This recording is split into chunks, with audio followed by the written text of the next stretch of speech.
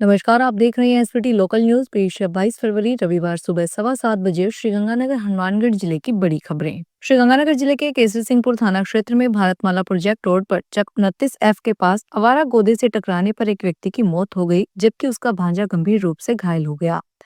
Police के अनुसार 40 वर्षीय मनफूल राम नायक अपने भांजे राहुल के साथ मजदूरी कर गांव बणिंगा से लौट रहे थे। रात करीब 9 बजे अचानक गोदा सड़क पर आ गया और मोटरसाइकिल उससे टकरा गई। दोनों गंभीर रूप से घायल हो गए। करणपुर अस्पताल में इलाज के दौरान मनफूल राम की मृत्यु हो गई, जबकि राहुल का उपचार जारी है। मृतक के पुत्र मनोज नायक की रिपोर्ट पर पुलिस ने मर्ग दर्ज करके जांच शुरू कर दी है।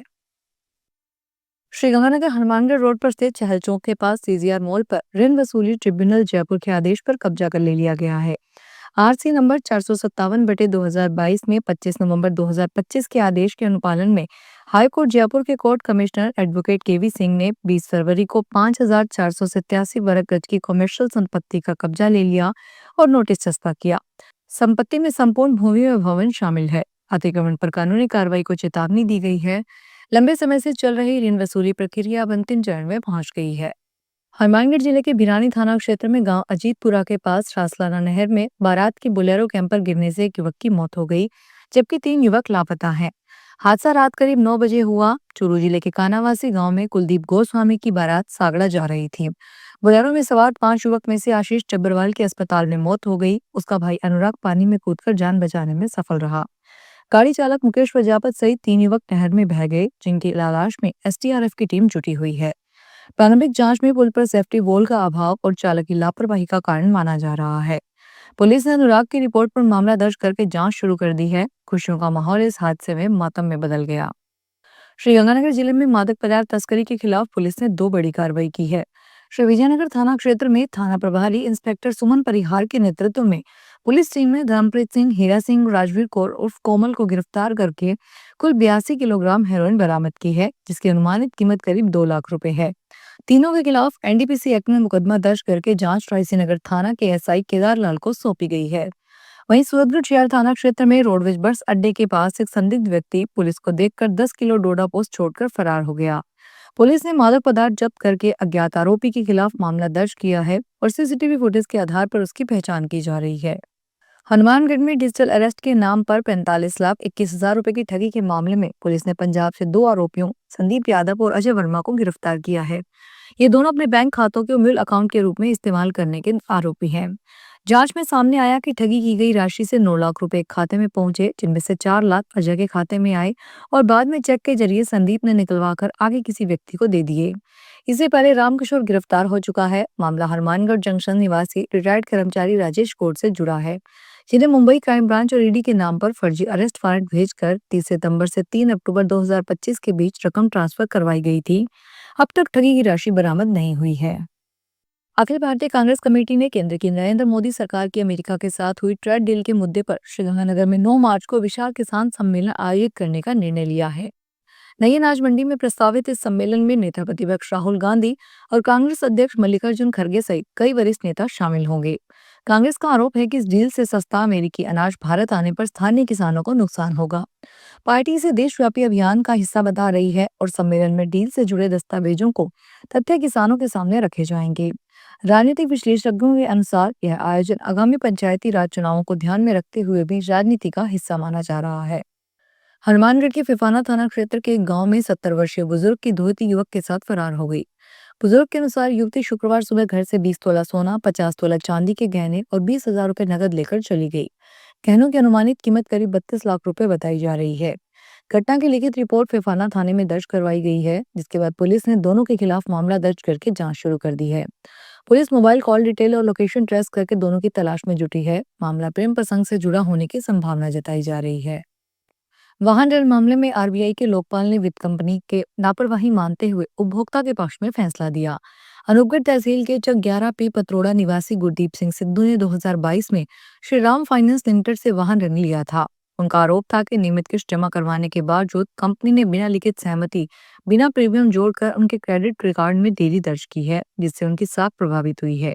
शिकायत पर जांच के बाद आरबीआई ने सेवा में कमी स्वीकार करते हुए कंपनी को 5,000 रुपए मुआवजा देने और क्रेडिट रिकॉर्ड सुधार करने के निर्देश दिए। शिकायतकर्ता ने बताया कि रिकॉर्ड सुधर गया है, लेकिन वह क्षतिपूर्ति के लिए उपभोक्ता आयोग में दावा करेगा। श्रीगंगानगर जिले के रावला थाना क्षेत्र में वार्ड नंबर 8 निवासी रामचंद्र के सूने मकान में 19 फरवरी को चोरी हो गई। परिवार शादी समारोह में मंडी 365 हट गया हुआ था। 20 फरवरी को लौटने पर अंदर के कमरों के ताले टूटे मिले और सामान बिखरा मिला। रिपोर्ट के अनुसार घर से 30 तोला सोने के जेवर, चांदी की 2 जोड़ी पाजेब और 5,000 रुपए नकदी चोरी हुए हैं। पुलिस ने मामला दर्ज कर लिया है और आसपास के सीसीटीवी कैमरों की फुटेज के आधार पर आरोपियों की तलाश की जा रही है। हनुमानगढ़ जिले के गोगामेड़ी थाना क्षेत्र के गांव ललनावास तिकनादा निवासी महेंद्र के घर चोरी की घटना के करीब 2 महीने बाद मुकदमा दर्ज करवाया है। रिपोर्ट के अनुसार 20 दिसंबर 2025 को वह मकान पर ताला लगाकर गांव डूबी गया था। 23 दिसंबर को लौटने पर ताले टूटे और सामान बिखरा मिला। संदूक से 60,000 रुपए, सोने की बालियां, एक मंगलसूत्र और चांदी की पाजेब गायब थी। घर के अंदर बाहर संदिग्ध पैरों के निशान मिले। शुक्रवार को रिपोर्ट दर्ज होने के बाद जांच एएसआई मीर सिंह को सौंपी गई है।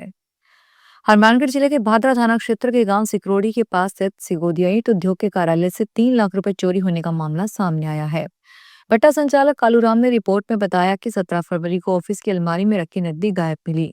चोरी का आरोप भट्टे पर काम करने वाले सीकर जिले के पालड़ी निवासी मजदूर नौरंग लाल पर लगाया गया है। जांच अधिकारी एएसआई अक्षय कुमार के अनुसार आरोपी फिलहाल लापता है और इसकी तलाश की जा रही है। हनुमानगढ़ में एसआईआर कार्यक्रम के तहत 21 फरवरी 2026 को अंतिम मतदाता सूची प्रकाशित की गई। प्रारूप सूची में 13,70,618 मतदाता थे। दावे आपत्तियों के निस्तारण के बाद 13,282 मतदाताओं की वृद्धि हुई और कुल संख्या बढ़कर 13,90,900 हो गई। इनमें 7,28,358 पुरुष, 6,62,513 महिलाएं और 29 ट्रांसजेंडर मतदाता शामिल है। फार्म 6/6A के 15,521, फार्म 7 के 2,163 और फार्म 8 के 8,617 आवेदन प्राप्त हुए। सूची जिला निर्वाचन अधिकारी और मुख्य निर्वाचन अधिकारी की वेबसाइट तथा वोटर्स पोर्टल पर उपलब्ध है। नाम जोड़ने, हटवाने और संशोधन की प्रक्रिया सतत जारी रहेगी। हनुमानगढ़ टाउन स्थित फाटक गौशाला में पहली बार श्री खाटू श्याम बाबा के सत्य सकंद पुराणोक्त कथा का आयोजन किया जा रहा है। कथा के तीसरे दिन कथा व्यास के.पी. लाटा ने वीर बर्बरी के चरित्र, उनके पराक्रम और भीमेश्वर महादेव मंदिर स्थापना प्रसंग का भावपूर्ण वर्णन किया। उन्होंने गौ माता संरक्षण का संदेश देते हुए प्लास्टिक में खाद्य सामग्री न फेंकने की अपील की। आयोजन में श्रद्धालु बड़ी संख्या में शामिल हो रहे हैं। कथा प्रतिदिन दोपहर 2 से 5 बजे तक जारी है और समापन पर आरती व प्रसाद वितरण किया जा रहा है। हनुमानगढ़ जिले के संगरिया थाना क्षेत्र के गांव मालारामपुरा में सरपंच प्रतिनिधि सहदेव बिश्नोई को अज्ञात व्यक्ति द्वारा 2 करोड़ रुपए की रंगदारी मांगने की धमकी दी गई है। रिपोर्ट के अनुसार 6 फरवरी को सुबह व्हाट्सएप कॉल कर आरोपी के परिवार की लोकेशन होने का दावा करते हुए रकम नहीं देने पर बुरा अंजाम भुगतने की चेतावनी दी गई। घटना के 15 दिन बाद शिकायत दर्ज करवाई गई, जिस पर पुलिस ने अज्ञात के खिलाफ मुकदमा दर्ज करके जांच शुरू कर दी है। जांच की जिम्मेदारी मालारामपुरा पुलिस चौकी प्रभारी एएसआई राजेंद्र को सौंपी गई है। सहदेव बिश्नोई की माता पूर्व में ग्राम पंचायत की सरपंच और प्रशासक रह चुकी है। हनुमानगढ़ जंक्शन स्थित राजीव गांधी स्टेडियम में मानस 2.0 अभियान के तहत जिला स्तरीय वॉलीबॉल प्रतियोगिता आयोजित हुई। जिला कलेक्टर डॉक्टर खुशहाल यादव ने खिलाड़ियों को नशा मुक्ति की शपथ दिलाई और खेलों को नशे से दूर रहने का प्रभावी माध्यम बताया। प्रतियोगिता में कुल 13 टीमों ने भाग लिया, जिसमें 7 पुरुष और 6 महिलाएं थी। इससे पहले ग्राम पंचायत और ब्लॉक स्तर पर भी मुकाबले हुए थे। पुरुष वर्ग में संगरिया विजेता और पीलीबंगा में उपविजेता रहा, जबकि महिला वर्ग में रावतसर प्रथम और टिब्बी उपविजेता रही। विजेताओं को पुरस्कार वितरित किए गए। कार्यक्रम में जिला प्रशासन, जनप्रतिनिधि और खेल अधिकारी मौजूद रहे।